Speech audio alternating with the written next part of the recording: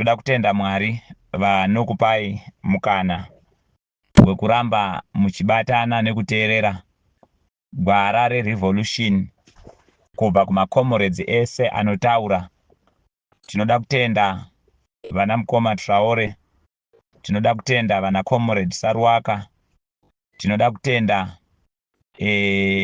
nemakomoreds ese vana Baba Mudiwa, tinoda kutenda zvakare vana Champion Mapengo, makomoreds mazhinji ari kuita basa rerevolution. Chatinofanirwa kuziva ndechekuti revolution ihondo. Nyaya inoramba ichitaurwa naComrade Saruwaka vanoti revolution yakasiyana nepolitics dzemusangano. Ndava politics dzemusangano dzinotsvaga kupinza vanhu mabasa, asi revolution inotsvaga kuburisa vanhu mabasa. Saka we need to expect a lot of pushbacks dzinenge dzichibva kune varida kubviswa mabasa. Kana paine chatiri kudzingira vanhu mabasa muZimbabwe inhau yekusashanda. Kana paine chimwe chatiri kudzingira vanhu mabasa muZimbabwe inyaya yeumbimbindoga. Uye zvakare tinotarisira kuti kana uri mwana wenyika yeZimbabwe unofanirwa kuita rudo neZimbabwe yacho. Haugone kutora upfumi hwenyika yaunoti unoda uchibudisa kunze pati ugotadza kuvaka imba yako. Saka zvazvinoita ndezvekuti level yepatriotism yevatungamiriri inooneka nekudevelopa nyika iyoyo. Kwete zvekuti mawana anobatsira motega zita renyu pamari dzevamwe. Izvezvi zvakabuda pachena kuti China ichivaka parliament muZimbabwe yaiitira kukwenenzvera ushamwari hwekuzoba. Ndosaka vakutakura mabhonzo, vachitakura matombo, vachitakura nevhu pamwe chete nezvicherwa. Ndava vakazviona kuti government yatiinayo igovernment yakajaira kutambira nekuombera. Ma-AIDS aibva kunana US ndo mamwe akaponda pfungwa dzevatungamiriri vedu kuti vanotenda kuti pega pega pavanodevelopa vanofanirwa kunga vabatsirwa. Isu ndo zvatiri kuti pasi nazvo makomrades. Saka mhuri yeZimbabwe chamunofanirwa kuziva ndechekuti revolution ino it's a sacrifice. Kazhinji kacho chega chega chamunogona kuita kuti mugobudirira parevolution ino ndechekupinda musina mentality of gains. Isu pano pamunoona tichitaura nemi, instead tinotoshandisa mafinances edu kuti basa rigofamba. Nekuda kwekuti currency inoita kuti basa riende mberi rudo. Saka imi semhuri yeZimbabwe rambaiwo muchidanana nekubatana. Ndinofara nekuti kubva makuseni ndange ndichibvunzwa nemakomrades kuti tinozviziva kuti makomrade edu vaifanirwa kuenda mukoti nhasi, ko zvafamba sei? Ini chandisingagone kuita makomrades ndechekukupai information iri wrong. Handigone kutaura chandisati ndakuziva, asi tinotenda kuti pama-audios atapedza kuita pano zvimwe zvinowanda. Makomrades ari kubata basa paground vanowandirwa. Dzimwe dzenguvawo vehukama vanenge vari vanhu vakabatikana. Saka information pamwe pacho inononoka kusvika. Asi chiregai ndikupei a consolidated update yabva kune a reliable source vari kurana chinhu paground. Vatiudza kuti makomrades zvokwadi vauya, asi the bail date ravo rapushwa to 27. Izvozvo tinozviziva kuti hurumende yaPresident Mnangagwa inofunga kuti vanhu vanotya jere. Kaona munhu akapfekwa nemweya werevolution kana rufu haarutyi. Nekuda kwekuti patinoita zvatiri kuita, we are looking towards reviving the confidence of generations kubudikidza nemavakiro atinoita nyika. Saka tiri kuona kuti ZANU-PF inoratidza kuti iyo is a one man show and playing a one man band. Izvozvo hakuna zvakadaro. Nyika ino inyika yevanhu vatema. Isu we are the Zimbabweans and we are the young generations. it is not going to die because we are going to defend it. Vazhinji vari kunetseka nekuda kwematags ari kusimudzwa chigandanga imbiri yeZANU-PF. Izvozvo tagara tinozviziva. Asi chishona chinoti uchatyei kununa kana wakasasikwa. Ukasafa nepfuti inopuhwa magandanga eZANU-PF unofa nenzara. Ndo zvazvakaita. Saka hatidzoke shure, tinotoenderera mberi. As long tichiona zvinhu zvisiri kufamba zvakanaka, we are going to make sure that we are going to revive this country's confidence by defending its resources without compromise. Saka vanhu veZimbabwe, garai mazviziva. Hakuna mucomrade akapinda murevolution anosuwa kana achisangana nematambudziko erevolution. Ndava murevolution tinozviziva kuti kudzinga vanhu pamabasa. Kana nhunzi ichiti ukaibvisa patsvina, inototanga kutorwisana newe kuda kudzokera ipapo, nekuda ko ndicho chikafu chayo. Munhu ari kudya zvakanaka anogotadza sei kukurwisa. The focus iripo is to silence the dissenting voices of the young generations who are calling for the change.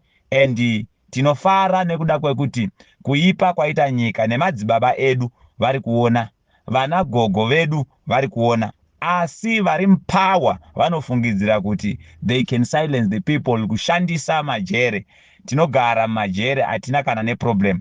But we are not going to compromise. Totaura zvinhu zvisina kunaka tichizvidaidza sezvakanaka. Isu hatigone kukupapadzirai. Taiseka tichiudzwa neintelligence ichitaura kuti Mboya Mudiwa ngavachenjere. Ndava ndivo vanga vari the subject of discussion nezuro. Munoda kusunga munhu akura nenzira iya nekuda kwekuti vakangotaura kuti zvinhu kufamba zvakanaka. Murume makavharira, makutsvaga futi mukadzi. Kuswera nezuro taiudzwa kuti madzibaba veshanduko na comrade Sarwaka ngavachenjere nekuti they are the subject of discussion. 2 minutes ZRP yakubudisa mashoko kuti tiri kutsvaga Sarwaka, tiri kutsvaga madzibaba veshanduko. Tine police for the national security kana for ZANU-PF security. Ndava kana security system yedu yakuva a tool yekushandiswa kudefenda power, then zvakuratidza kuti nyika ino yakacapture. It must come to an end, and we are going to make sure that it is coming to an end. Hakuna munhu anogara nokusingaperi. Izvezvi maakufunga kuti mimi munogona kungoita zvamunofunga. Makatoenda mukatozvifonera mukaita the People's Conference yenyu, resolution number 1. Munofungidzira kuti pega pega pamunenge muchiita zvamunofunga munogona kumanikidza vanhu vese kuda zvinhu izvozvo. Resolution number 1 kuBulawayo 2 minutes yatopasiswa, yakutonzi yatopasiswa zvaakutofanirwa kutoita. Imimi munofungidzira kuti mutemo weZimbabwe must subject to your feeling. Izvozvo muri kunyepa. We are not going to allow this type of politics dzamunoshandisa dzekutora vanhu kuvaita mapenzi. Chasara izvezvi tinozviziva kuti muchange makwenda nememorandum munonyepera vana gogonana sekuru vedu kumakanyi kuti huyai munyorese mbeu, imi chingonyora yes chat kuita kuti memorandum yenyu imimi igone kubudirira. Saka mareferendum amuchagadzira tinozviziva kuti hamumbowina wari straight. Munotouya navo ine trickery way. Se trickery way yamuri kuita kuti mutungamiriri wenyika anotaura kuti inini I am a constitutionalist. Ini ndichaseva 2 terms dzangu ndakuenda kumusha. Then motora moenda nerweseri maakunoudza ma bootlickers enyu kuti chitangai mega kuita noise. Kuti imimi muri kutonyengerera kuti Shumba Murambwi ngaienderere mberi achitonga. Zonzi vanhu ndo vari kuda vaMnangagwa kuti vatonge. Kuri kutaura party yakapinda mupower ne2 million out of 17 million citizens. Njo ine vanhu vari kutaura kuti Shumba Murambwi ngavaenderere mberi. Party iri kutungamirira nyika ine zvipatara zvisina mushonga. Party inoita mukana wekuti ma lectures pa University of Zimbabwe vano strike, vonze endai kumba. Motorwa matemporal voenda kuno lecture. Manesi vachiprotesta. Vanomiririra kodzero dzemanesi. votanga kuvhundutsirwa. Nyika ine maticha anorarama nema extra lessons. Nyika inodya ma imports. Shumba murambwi, garai mupedzise temu yenyu. Ndava munotenda kuti politics dzenyu dzinenge dzichishanda muvanhu vasina musoro. Isu takadzidza kunzwisisa mashandiro eZANU-PF, and we are going to conscientize the civil society. 2030 is a dream. Hakuna zvakadaro. We are making sure that we are bringing to an end that nonsense. And it is not going to happen. Kana muchida hondo munyika yeZimbabwe, endererai mberi ne2030. Hakuna munhu ati ava pa stage yekuti tinoda kutoti ngaaenderere mberi. Whether dai vari President Mugabe vakamuka, naivo vakatoenda vava overdue. President Mnangagwa is already overdue. Let us play politics nenzira chaidzo, kwete nzira dzekutsvaga mukana. We are going to make sure we have designed our times already. Kuti tichato divide mukana. Nguva imwe tichai divide pano. Ndavaisu vamwe kati ingotaure ku revolution chete. We are the chairpersons ema political parties ari kuexista. Zvamuri kutaura muchiti hakuna opposition, you are lying. And muchazviona kuti you are lying.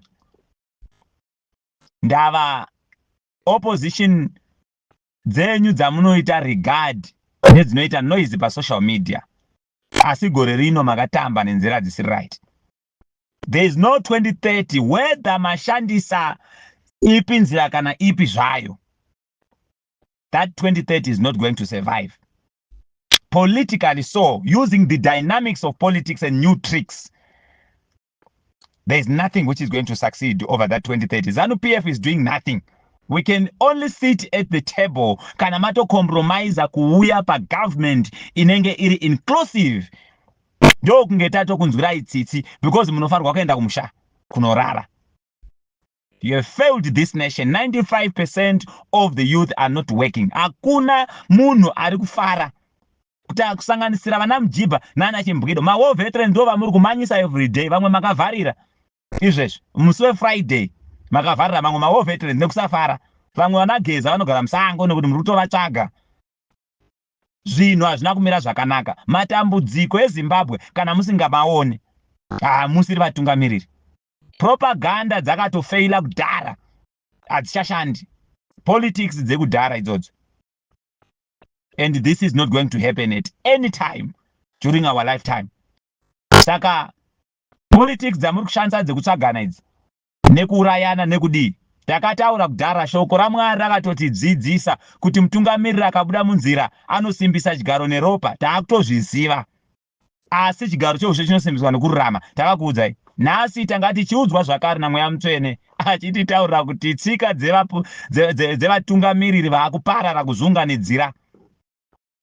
Maprofita anoprofita zvavanoda. Ndakamunzwa wamunoti Endibai kwamanga muinaye uko ku conference achitaura kuti imi vaMnangagwa muri mutumwa apikisa 2030 apikisa Mwari. Blasphemy iri pamusoro. Chimwe chiri kuendesa President Mnangagwa blasphemy. Ndava Mwari havana kufara. Isu hatikubhabhadzirei Shumba Murambwi. We respect you nekuti you are in power. But vakomana vamuri kushanda navo, those people are bootlickers. Nekuda kwokuti vanoda zviwanikwa kwamuri.